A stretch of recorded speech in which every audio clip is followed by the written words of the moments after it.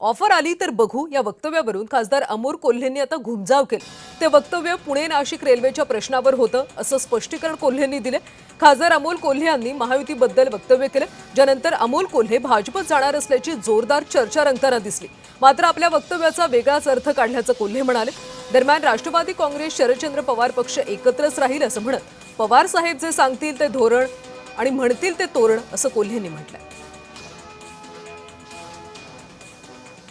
त्यावेळी त्या पत्रकार बांधवांनी प्रश्न विचारला की तुम्ही भाजपत गेल्याशिवाय ही रेल्वे होणार नाही का। यावर माझा प्रतिप्रश्न त्यांना असा होता की अशी काही ऑफर आहे का।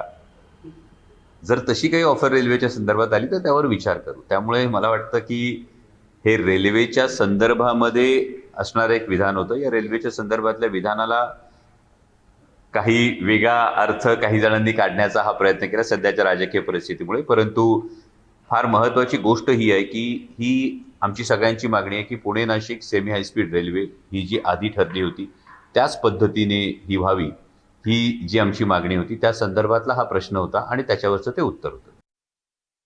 वस्तुस्थिती जर बघितली तर आमच्या लोकसभेतल्या गटनेत्या आदरणीय सुप्रियाताई सुळे यांच्या नेतृत्वाखाली आमचे 8ही खासदार आम्ही ठामपणे एकत्र आहोत। आदरणीय पवार साहेबांच्या नेतृत्वाखाली, सुप्रियाताईंच्या नेतृत्वाखाली आम्ही ठामपणे एकत्र आहोत आणि त्यामुळे अशा पद्धतीच्या कुठल्याही चर्चा वावड्या जेव्हा काही उठतात त्याकडे आम्ही फारसं लक्ष देतो। माझं मत हेच आहे की महाराष्ट्राच्या हितासाठी आदरणीय पवार साहेब सांगतील ते धोरण आणि बांधतील ते तोरण।